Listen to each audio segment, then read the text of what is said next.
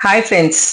जब हम कुछ बोलने वाले होते हैं स्टेज पे तो क्या हम ब्लैंक थॉट्स के साथ स्टेज पे जाके खड़े होते हैं या हमारे पास कुछ ऐसे पॉइंट्स होते हैं जिन्हें हमें पता है कि हमें ऑडियंस के सामने जाके डिस्कस करना है। सिमिलरली जब आप किसी भी लैंग्वेज की प्रैक्टिस कर रहे हैं, if you are practising speaking in front of any of the audience और योर ग्रुप और your people, I think you should be planned. You should have points to discuss.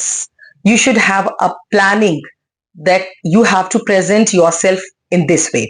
अगर हम सड़क पर चलते हैं और अगर हम रूल्स का ध्यान नहीं रखते हैं तो क्या होता है? ऑफ कोर्स एक्सीडेंट होता है. क्या हम तेजी से चलकर सेफली पहुंचते हैं या सेफली चलकर हम आराम से टाइम पर पहुंचते हैं? थोड़ा सा लेट पहुंचने से अच्छा होता है कि आप आराम से सेफ पहुंचें. इसी तरह से अगर आप किसी ऑडियंस को अपनी कोई बात समझाना चाहते हैं, if you want to explain anything to your audience, you should be well planned. You should go slow. You should speak the way that you have already thought for speaking in. The language, your message, to the point things should be correctly delivered. आज इसी पे हम बात करते हैं कि अगर हम स्टेज पे बोल रहे हैं या हम किसी स्पीकर के आगे बोल रहे हैं या हमारी सुनने वाली ऑडियंस हमारे सामने है तो हमें कैसे बोलना है. मीन्स फर्स्ट ऑफ ऑल आपकी क्या ड्यूटी है, आपको क्या करना है एज अ स्पीकर. आपको क्या करना है, आपको पहले प्लान करना है. Means you have to think, you should be planned, understand what you are going to speak. हम एक पेयर ग्रुप में हैं, like a group of 4 to 5 people, and you are going to speak among them. So that time you cannot be planned because the random topic will come to you and you have to answer.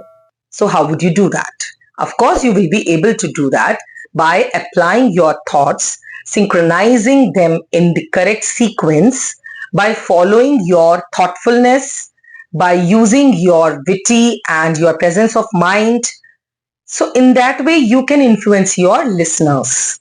So first of all you have to plan your thoughts. Means you are going to speak. आप एकदम से बोलने वाले हो तो आपको क्या करना है, सोचना है. क्या कहते हैं ना, बोलने के कोई पैसे नहीं लगते. Similarly, if you are planning, you are giving time to your mind to plan, think, and then the words will come out from your mouth. There is no harm in it.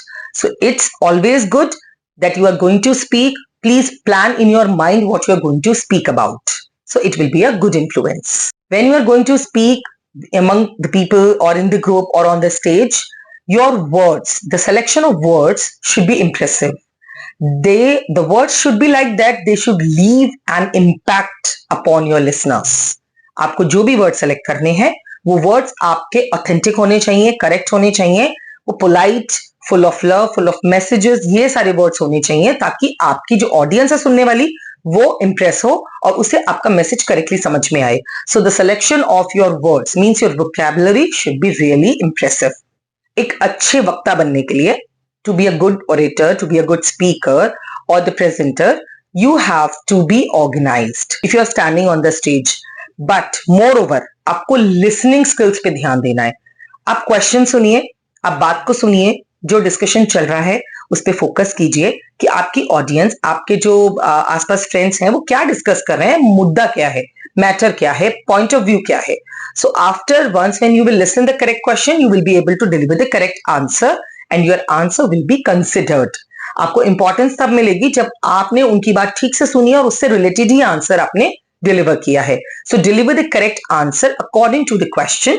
That will leave a good impact and impression upon your listeners. Give time to yourself. You can be thoughtful. You can organize your thoughts in your mind and then you can frame them in your sentences. There is no harm in it. अगर आप अपनी thoughtfulness को aware रखते हैं, आपको पता है कि इसका आंसर मुझे कैसे किस सीक्वेंस में देना है, तो अपनी सेंटेंस फ्रेमिंग को आप उसके अकॉर्डिंग कर लीजिए. इसमें कोई हार्म नहीं है, कोई नुकसान नहीं है. It is good if you are planning your answer in your mind before you speak.